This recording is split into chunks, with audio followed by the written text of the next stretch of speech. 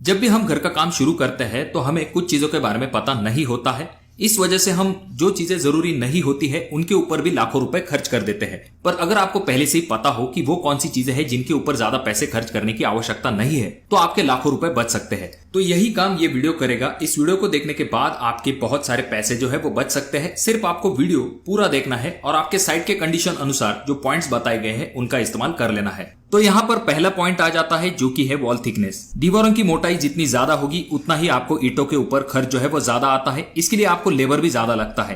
तो इसके लिए आप क्या कर सकते हो, आपके घर की जो बाहरी दीवारें हैं उनकी मोटाई आप 9 इंच रख सकते हो और जो अंदरूनी दीवारें हैं उनकी मोटाई आप 4 इंच तक रख सकते हो। जब आप अंदरूनी दीवारों के लिए 9 इंच के बजाय 4 इंच की दीवार लेते हो तो इसका फायदा यह होता है कि आपकी जो दीवारें हैं उनके लिए जो ईंटें लगने वाली होती है वो कम लगती है। साथ में यहाँ पर आपका जो लेबर कॉस्ट है वो भी बच जाता है। तो इसलिए अंदरूनी दीवारों के लिए आप 4 इंची दीवार की तरफ जा सकते हो। पर अगर आप दीवारों की मोटाई कम करने वाले हैं तो आपको 2 चीजों की तरफ खास करके ध्यान देना जरूरी होता है। सबसे पहली चीज ये करते समय आपका जो घर है वो आरसीसी फ्रेम स्ट्रक्चर टाइप होना चाहिए। और दूसरी इंपॉर्टेंट चीज ये आ जाती है कि आपके सिविल इंजीनियर से आपको एक बार सलाह जरूर कर लेनी है, उसके बाद जाकर इस डिसीजन को लेना है।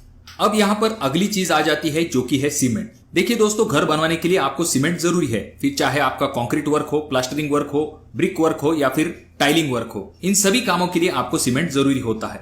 पर यहाँ पर सीमेंट कंपनियां ऐसी मार्केटिंग स्ट्रेटजी करती है, अपनी सीमेंट बैग को अलग से फैंसी नाम देती है, फैंसी पैकिंग करती है और एक बैग के पीछे आपसे 30 से लेके 50 रुपए ज्यादा लेती है। और आप भी ये सोचते हो कि घर का काम अगर मजबूत होता है तो क्यों ना ज्यादा पैसे खर्च किए जाए। पर वाकई ऐसी चीज है तो क्यों बड़े प्रोजेक्ट में इस तरह के सीमेंट का इस्तेमाल नहीं किया जाता है। जो बड़ी बिल्डिंग बनाई जाती है या फिर जहां पर सीमेंट का ज्यादा इस्तेमाल होता है वहां पर इस तरह के फैंसी नाम वाले सीमेंट का इस्तेमाल नहीं किया जाता है। वहां पर रेगुलर सीमेंट का इस्तेमाल किया जाता है, पर कुछ चीजों का ध्यान रखते हुए। सबसे पहली चीज, जो सीमेंट आप लेने वाले हैं वो फ्रेश होना चाहिए। 3 महीने से पुराना वाला सीमेंट बिल्कुल भी इस्तेमाल मत कीजिए। और जो सीमेंट होता है उसमें किसी भी प्रकार के लम्स यानी कि गांठें नहीं होनी चाहिए। और भी कुछ इंपॉर्टेंट चीजें होती है, हालांकि इसके ऊपर हमने एक सेपरेट वीडियो बना के रखी है, आई बटन में मैं उस वीडियो का लिंक दे दूंगा। देखिए दोस्तों, जो सीमेंट कंपनियां होती है वो जनरली 2 टाइप का सीमेंट बनाती है, ओपीसी और पीपीसी। ओपीसी यानी कि ऑर्डिनरी पोर्टलैंड सीमेंट और पीपीसी का मतलब होता है पोर्टलैंड पोज़ोलाना सीमेंट। इनमें से जो पीपीसी है उसका जो कॉस्ट होता है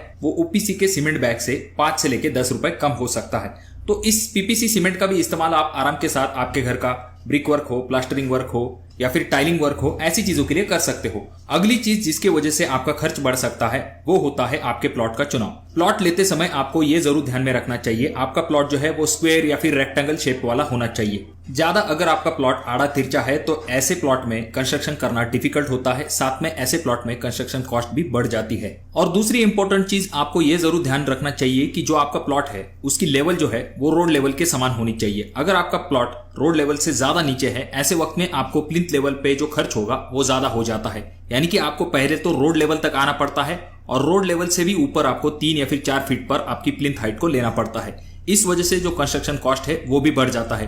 तो इसी वजह से जब भी आप प्लॉट लेते हो तो इन चीजों की तरफ ध्यान जरूर दीजिए, जिससे कि आपके पैसे जरूर बचेंगे। अब यहाँ पर नेक्स्ट पॉइंट आ जाता है जहां पर लोग ज्यादा पैसे खर्च कर देते हैं, वो होता है एलिवेशन। अब जाहिर सी बात है, हर कोई चाहता है कि उसका घर दिखने में खूबसूरत दिखे। इसके लिए हम एलिवेशन ज्यादा से ज्यादा करने की कोशिश करते हैं। अलग अलग टाइप की डिजाइन जो है उन्हें अपने घर के ऊपर बनवा लेते हैं। पर आप इन चीजों को अगर ज्यादा प्रमाण में करते हैं तो इससे आपका घर बनाने का खर्च जो है वो बढ़ जाता है। अलग अलग टाइप की जो डिजाइन होती है उनके लिए आपका लेबर चार्ज और मटेरियल दोनों चीजें बढ़ जाती है। इसी वजह से जितना पॉसिबल हो सकता है उतना सिंपल आसान एलिवेशन रखने की कोशिश कीजिए, जिससे कि आपका घर खूबसूरत भी दिखेगा और आपका पैसा जो है वो भी ज्यादा खर्च नहीं होगा। उसके बाद नेक्स्ट पॉइंट आ जाता है कि अगर आप घर बनवाने वाले हैं तो आपको कुछ पार्ट जो है आपके घर का वो ऊपरी मंजिल पे बनवाना चाहिए। इससे फायदा यह होगा कि आपका जो फाउंडेशन का कॉस्ट है उसके बाद में, जैसे कि हम जानते हैं, प्लिंथ लेवल तक आपका अच्छा खासा पैसा जो है वो खर्च हो जाता है। तो अगर आप ऊपरी मंजिल पे कुछ रूम बनवा लेते हो तो उसका जो फाउंडेशन कॉस्ट है वो डेफिनेटली बच जाता है। तो उस हिसाब से आपको आपके घर का प्लान बनवाना चाहिए। और ये जरूर ध्यान में रखिए कि जब भी आप घर बनवाते हैं तो प्लान एक बहुत ही इंपॉर्टेंट चीज होती है। अगर आप प्लान सही तरीके से बनाते हैं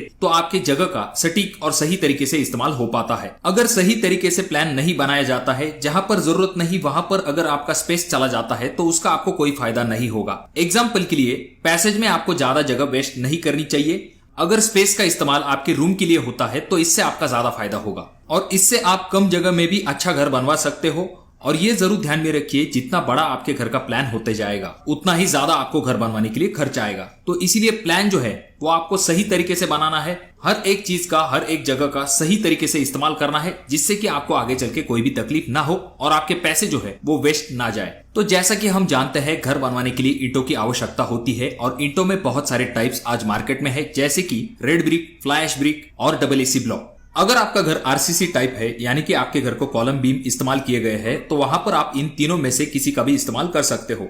अगर हम बात करें इन तीनों में से कौन से ऑप्शन में आपको कम खर्च आता है, तो डबल एसी ब्लॉक का अगर आप इस्तेमाल करोगे तो आपको थोड़ा सा कम खर्च आ सकता है। इसके पीछे सिंपल कारण ये होता है कि डबल एसी ब्लॉक का एरिया जो है वो ज्यादा होता है, इसी वजह से नंबर ऑफ जॉइंट जो है वो कम आते हैं। यहाँ पर आपका जो लेबर कॉस्ट है वो डेफिनेटली सेव होने में मदद मिलती है डबल एसी ब्लॉक की वजह से। और जब भी डबल एसी ब्लॉक के साथ वॉल को बनाया जाता है तो सरफेस आपको एकदम सपाट मिलता है, तो वहां पर प्लास्टर की ज्यादा थिकनेस लेने की भी आवश्यकता नहीं होती है। तो ये कुछ कारण होते हैं जिनकी वजह से डबल एसी ब्लॉक का इस्तेमाल करना आपके लिए थोड़ा कम खर्चीला साबित होता है। उसी तरह से फ्लोरिंग के लिए भी आपके सामने बहुत सारे विकल्प होते हैं, जैसे कि मार्बल का इस्तेमाल कर सकते हो, टाइल का इस्तेमाल कर सकते हो, पीवीसी विनाइल फ्लोरिंग का भी इस्तेमाल किया जाता है। पर इनमें से सबसे बढ़िया विकल्प अगर आपके लिए कोई है तो वो होता है टाइल।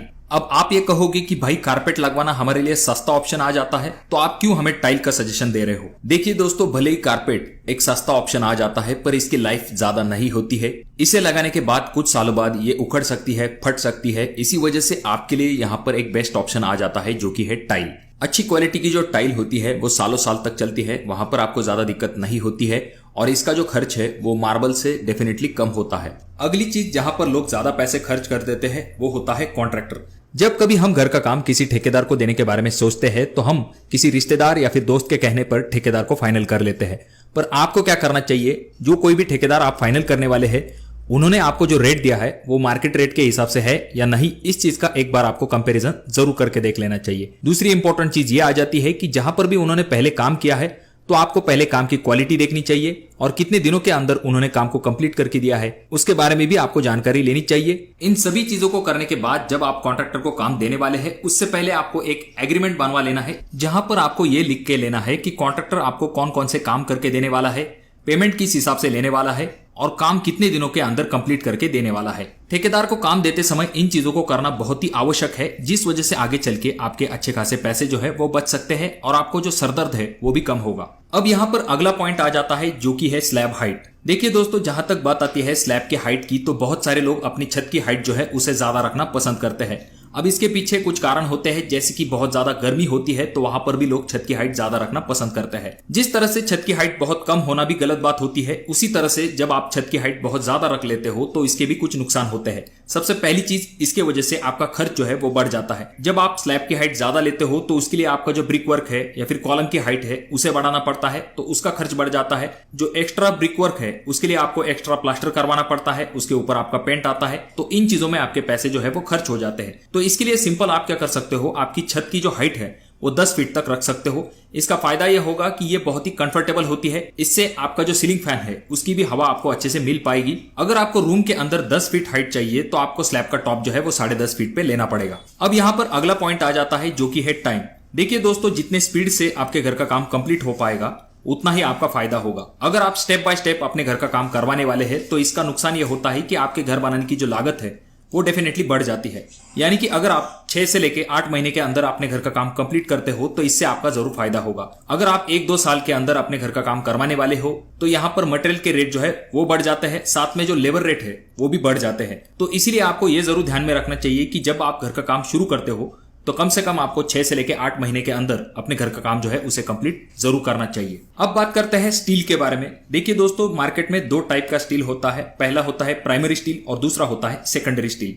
प्राइमरी स्टील जो होता है उसका कॉस्ट जो है वो थोड़ा सा ज्यादा होता है और जो सेकेंडरी स्टील होता है उसका कॉस्ट थोड़ा सा कम होता है। अब ज्यादातर लोग अपने घरों के अंदर सेकेंडरी स्टील का इस्तेमाल करते हैं। जो लोकल कंपनी होती है स्टील मैन्युफैक्चर करने वाली, उनके पास से लोग जो है स्टील को परचेस करते हैं। हालांकि ये स्टील जो है आपको कम दाम में मिलता है, पर आपको कुछ चीजों की तरफ ध्यान देना जरूरी होता है, जैसे कि ISI मार्क, स्टील की जो ग्रेड होती है वो आपको चेक कर लेनी चाहिए। उसके बाद में जो सर्टिफिकेशन है, जैसा कि हम जानते हैं घर बनवाते समय मटेरियल में आपका सबसे ज्यादा खर्च होता है, उसमें से भी जो स्टील है उसके ऊपर आपका सबसे ज्यादा खर्च होता है। अब यहाँ पर नेक्स्ट पॉइंट आ जाता है जो कि है ग्रेनाइट या फिर मार्बल के रिलेटेड। देखिए दोस्तों, जब भी हम घर बनवाते हैं तो वहां पर जो डोर फ्रेम है या फिर विंडो फ्रेम है उनके लिए हम मार्बल या फिर ग्रेनाइट का इस्तेमाल आजकल करते हैं। साथ में जो जीना टप्पा होता है या फिर किचन काउंटर होता है तो ऐसी जगह पर भी हम ग्रेनाइट का इस्तेमाल करते हैं। तो यहाँ पर लोग गलती ये कर देते हैं कि जितना जरूरी है उससे भी ज्यादा जो है वो ग्रेनाइट या फिर मार्बल को परचेस कर लेते हैं, क्योंकि उन्हें लगता है कि ये सस्ता मिल रहा है, इस वजह से वो लोग जो है ज्यादा परचेस कर लेते हैं। पर एक्चुअल में उन्हें उससे बहुत ही कम की जरूरत होती है। तो ऐसा ज्यादा बचा हुआ मटेरियल जो है वो वेस्टेज में चला जाता है, तो इससे नुकसान आपका ही होता है। तो इसी वजह से जितना जरूरी है उतना ही मटेरियल परचेस कीजिए। ज्यादा मटेरियल अगर आप लाके रखते हो तो इससे आपको कोई भी फायदा नहीं होगा। और अगर आपकी साइट छोटी है तो आप डायरेक्टली दुकानदार से कटिंग वाले पीस जो है उनका इस्तेमाल कर सकते हो अपने साइट के ऊपर, जो कि आपको शुरुआत में थोड़ा सा महंगा सौदा लग सकता है, क्योंकि वो लोग जो है वो कटिंग के चार्जेस भी आपसे लेते हैं।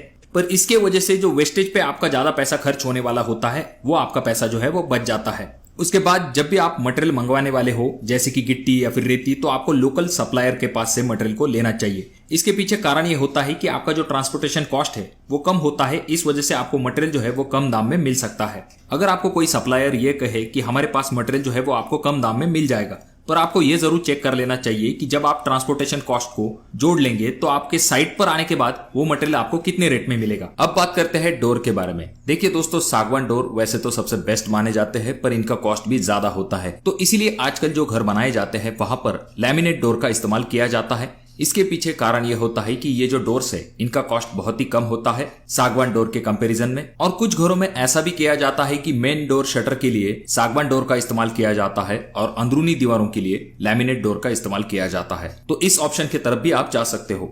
और एक ऐसी चीज होती है जिसके ऊपर फालतू खर्च हो जाता है फिर भी आपको पता नहीं चलता है, वो चीज होती है वेस्टेज। जब भी हम घर का काम करते हैं तो बहुत सारा मटेरियल जो है वो वेस्ट हो जाता है। इसका ना आपको फायदा है ना आपके ठेकेदार को फायदा है। पर अगर आप वेस्टेज को कंट्रोल कर लेते हो तो इससे आपका अच्छा खासा पैसा जो है वो बच सकता है। छोटी छोटी चीजें होती है, जैसे कि जब भी आप ब्रिक वर्क कर रहे हैं तो नीचे की तरफ सीमेंट की खाली बोरियों को बिछा के रखना चाहिए, जिससे कि वो ऊपरी मोर्टर जो है यानी कि जो मसाला है वो जब इन बोरियों के ऊपर गिर जाता है तो आप उसका तुरंत इस्तेमाल कर सकते हो। इस तरह से और भी चीजें होती है जिससे कि आप वेस्टेज को कंट्रोल कर सकते हो। देखिए दोस्तों, जब भी आप घर बनवाने वाले हैं तो इन चीजों की तरफ जरूर ध्यान दीजिए और जो चीजें आपके साइट के कंडीशन अनुसार सुटेबल है आप उन चीजों का इस्तेमाल कर सकते हो। अगर आपके कोई सवाल है तो आप कमेंट बॉक्स में कमेंट जरूर कीजिए।